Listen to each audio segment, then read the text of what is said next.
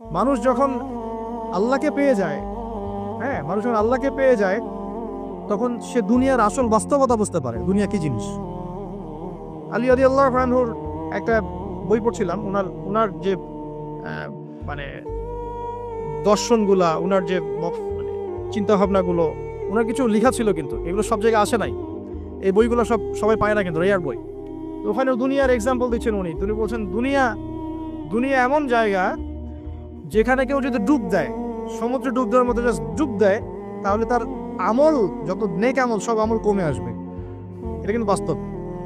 দুনিয়াতে ডুব দিবেন আপনি, দেখবেন আপনার নেক আমলগুলো কমে আসতেছে। তিনি বলছেন দুনিয়া হচ্ছে সাপের মতো। কেমন? সাপের মতো। ধরতে নাকি খুব সফট লাগে, ধরতে খুব, স্পর্শ করতে সফট মনে হয়, কিন্তু এর বিষ যদি একবার ঢুকে দেয় শরীরে, আর রেহাই নাই। কথাগুলোর গভীরতা অনেক। এক জায়গায় লিখছেন উনি যে আমি দুই শ্রেণীর মানুষকে নিয়ে খুব সমস্যা আছে। এক শ্রেণী হচ্ছে যারা জাহেল আবেদ, মানে ইবাদত করে, অনেক ইবাদত করে কিন্তু জাহেল।